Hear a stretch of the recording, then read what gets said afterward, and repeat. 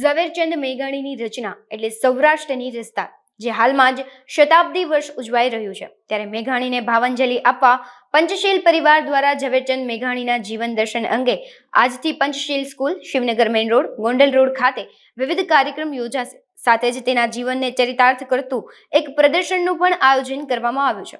કાર્યક્રમ અંતર્ગત selfie with Jhaverchand મેઘાણી, આકર્ષક ગુફા, બાળકો દ્વારા સૌરાષ્ટ્રની રસધાર અને કાઠિયાવાડી ભજન મંડળી, બાળ હસ્તકલા જેવા જીવંત પ્રસંગો રજૂ કરવામાં આવશે.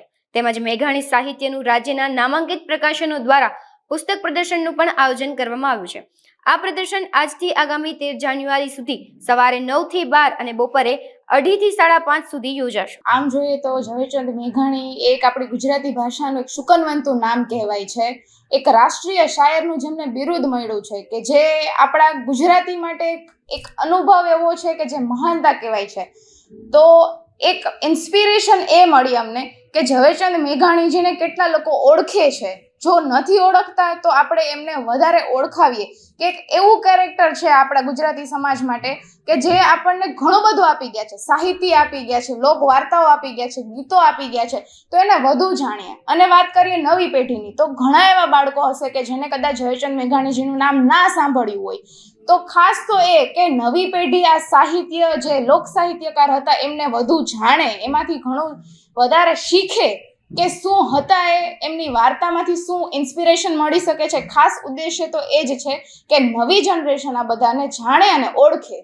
ઝવેરચંદ મેઘાણી એક એવું કેરેક્ટર હતા કે જેમાં એક એમની વાર્તામાં બી એવું આવે છે કે જ્યારે એમના લગ્ન થયા તો એમના લગ્નમાં એમના વાઈફને ખુલ્લા મોઢે લઈને આવ્યા હતા.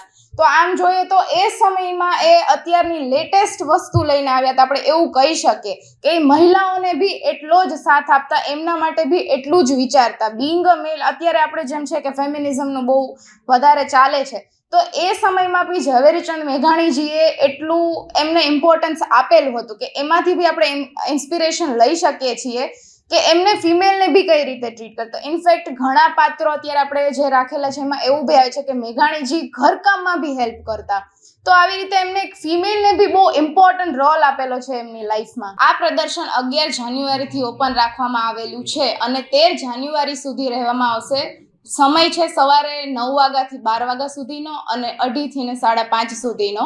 આ પ્રદર્શનમાં બાળકો કેજી થી લઈ અને 12th સ્ટાન્ડર્ડ સુધીના પાર્ટિસિપેટ કરેલો છે અને ઓન એન્ડ અરાઉન્ડ 1200 થી 1500 જેવા છોકરાઓએ આમાં પાર્ટિસિપેટ કરેલું છે. કે અમે ટ્રાય એવી કરેલી છે કે મોસ્ટ ઓફ જે બધા બાળકો હોય તે પાર્ટિસિપેટ કરે અને બધાને આમાંથી વધારે જાણવા મળે. અમને ઓલમોસ્ટ આ વિચાર આવ્યો એને છેલ્લા 25 દિવસનો સમય થયો કે જ્યારે અમે ઘણા ટાઈમથી મનોમંથન કરી રહ્યા હતા કે આ વર્ષે શું કરવું બાળકો માટે કે જેમાંથી એમને કંઈક શીખવા મળે. અને ઓલમોસ્ટ 25-26 દિવસ પહેલા એક વિચાર આવ્યો કે કેમ નહીં ઝવેરચંદ મેઘાણી ઉપર આપણે કંઈક કરીએ કે જે આપણા લોક સાહિત્યકાર છે એમાંથી બાળકોને બી ઘણું બધું શીખવા મળશે અને જે બાકીના લોકો છે એ લોકો રિલેટ કરી શકશે. તો બસ ત્યારથી ને જ આ શરૂઆત થઈ. ધીમે ધીમે નવા ફ્લોટ્સનો વિચાર આવ્યો, એમાંથી આગળ કામ શરૂ કર્યું.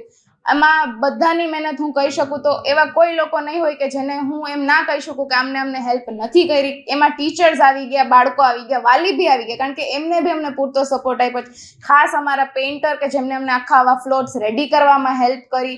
અને મેઇન તો યોગીરાજ સર છે, ડીકે સર છે કે એમના ઇન્સ્પિરેશન અંડર અમે આ બધું ફ્લોટ્સને રેડી કરેલા છે. પંચશીલ સ્કૂલ પહેલેથી ગાંધી વિચારમાં માને છે. આપણી આની પહેલાં બી ગાંધી જીવન દર્શન કરેલું છે જેમાં આપણને Guinness book of world record મળેલા છે. તો આ વખતે બી આપણે એને રિલેટ કર્યું છે કે ઝવેરચંદ મેઘાણીજીએ કઈ રીતે ગાંધીજીને સપોર્ટ કર્યો. એમને જે રાષ્ટ્રીય શાયરનું બિરુદ મળ્યું એ બી ગાંધીજી દ્વારા જ મળવામાં આવેલું છે કે જ્યારે ગાંધીજી જ્યારે જતા હતા કે ત્યારે એમને એક છેલ્લો કટોરો નામની એક કવિતાનું સર્જન કર્યું ઝવેરચંદ છે અને એમને ગાંધીજીને આપ્યું કે જેને એમાં એમની પીડા અને વેદના દર્શાવી છે. તો એ રીતે ગાંધીજીને બી આમાં સમર્થન આપેલું છે. બાળકો દ્વારા ગાંધીજીનું કેરેક્ટર ફોલો કરવામાં આવેલું છે.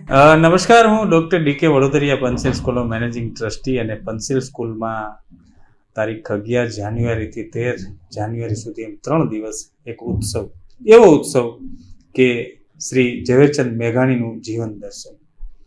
શાળાના 1000 બાળકો દ્વારા ઝવેરચંદના જન્મથી માંડી અને અંતિમ વાત સુધીના 32 ક્લાસરૂમમાં લાઈવ ફ્લોટ્સ રજૂ કરવામાં આવ્યા છે.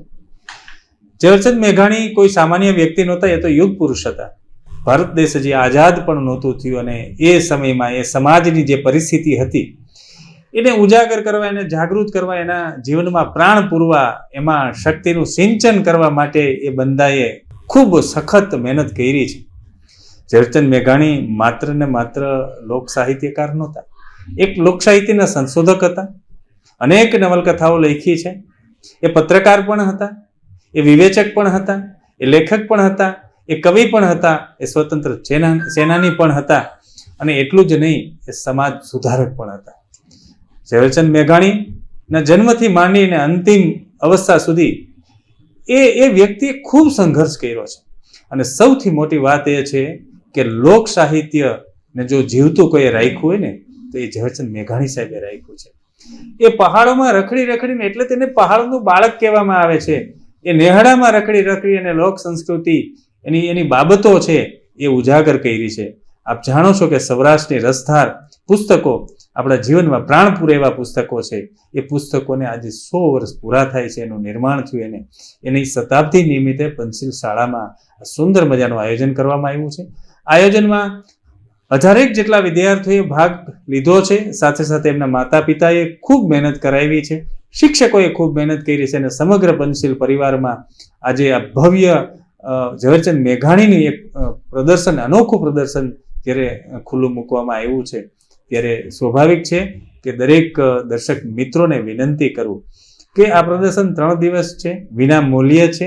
તમારા બાળકોને પૂરા પરિવાર સાથે આ પ્રદર્શન જોવા આવો. હું ચોક્કસ ખાતરી સાથે કહું છું કે આ પ્રદર્શન જોઈ અને તમારામાં ને તમારા બાળકોમાં એક શક્તિનું સિંચન થશે. ખૂબ ગમશે, ખૂબ આહલાદક છે.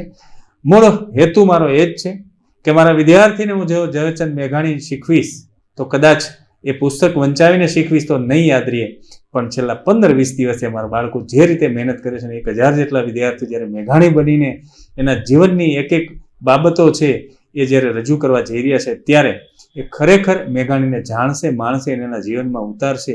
અને 2-5 વિદ્યાર્થીમાં મેઘાણી જેવા જીવન જો બનાવશે તો મારું શિક્ષણનું કાર્ય છે સાર્થક થયું કહેશે. સ્વાભાવિક છે કે મેં કીધું એ કાળ છે 1920ની આજુબાજુનો જે સમય છે એ સમયમાં સમાજની સ્થિતિ બહુ દયનીય હતી અને એને ઉજાગર કરવા માટે ઝવેરચંદ મેઘાણીનું જે સાહિત્ય છે એ સાહિત્ય એટલું બધું અસરકારક કર્યું. અને મેઘાણી સાહેબે ગાંધીજી સાથેની એની જે મુલાકાત થઈ, પહેલી જ મુલાકાતમાં ગાંધીજી ને ઝવેરચંદ મેઘાણી સ્પર્શી ગયા હતા અને એનું સાહિત્ય વાંચી એટલા બધા ખુશ થયા હતા. અને સૌથી વિશેષ વાત એ છે જ્યારે ગોળમેજ પરિષદમાં ગાંધીજી ઇંગ્લેન્ડ જાય છે ત્યારે છેલ્લો કટોરો નામનું એક કાવ્ય છે એ ગાંધીજીને એ છેલ્લી અવસ્થામાં, છેલ્લા સમયે એને સ્ટીમરમાં મોકલે છે અને ગાંધીજી ત્યારે ખરેખર એમ કહે છે કે મેં જે વિચાર્યું હતું એ મેઘાણીજીએ લખ્યું છે. અને ત્યારે એમને રાષ્ટ્રીય શાયરનું બિરુદ મળ્યું હતું. અને એ સમયમાં સ્વતંત્ર સેનાની તરીકે ઝવેરચંદ મેઘાણી સાહેબ જેલમાં પણ જવું પડ્યું હતું અને જેલમાં જઈને પણ એને ક્રાંતિઓ માટેના અનેક લેખો લખ્યા છે. એટલે એ વ્યક્તિને ક્યારેય ભૂલી ન શકાય. એ સ્વતંત્ર સેનાની તરીકે ખૂબ સરસ રીતે એનું પોતાનું કાર્ય કર્યું. પંચાસરા સુજલ અમે તો 20-25 દિવસ તૈયારી કરી રહ્યા છીએ. અમારા મેઘાણી જીવન દર્શન જે જન્મથી લઈને મરણ સુધી તેના જીવન દર્શનનું આખું સાહિત્ય અહીંયા રચવામાં આવ્યું છે. મારો રોલ જ્યારે બરવાડાનો જે આ કાર્યક્રમ હતો ત્યારે જજે જેના માણસો હોય એને મેઘાણીજી પર જૂઠો આરોપ લાગવામાં આવ્યો હતો કે તમે ભાષણ આપ્યું અને તમે લશ્કર વિશે ઘણું બધું ભાષણ આપ્યું, પણ એ જૂઠો આરોપ હતો. એટલે મારે એવું કહેવાનું હતું કે મારા ઉપર જૂઠો આરોપ લગાડ્યો છે, પણ પોલીસનું જે ભેજું છે એ તો મહાન કહેવાય, પણ મારી ઉપર જે જૂઠો આરોપ લગાડવામાં આવ્યો છે